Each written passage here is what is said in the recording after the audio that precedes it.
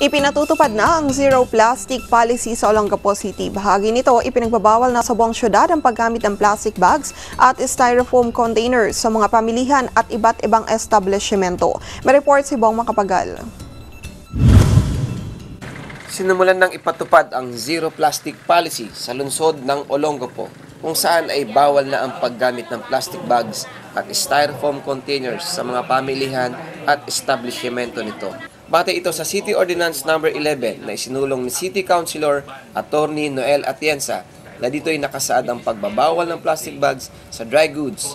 I-regulate naman ang paggamit nito sa wet goods at ganap na ipagbabawal ng styrofoam sa lahat ng business establishment sa lungsod. Nilinaw ni Attorney Atienza na experimental pa lamang ang pagpapatupad nito ngayong taon at sa susunod na taon na ang full implementation. Ipinaliwanag naman sa mga may tindahan ang maaaring alternatibong containers tulad ng eco bag, paper bag at biodegradable plastics na madaling matunaw.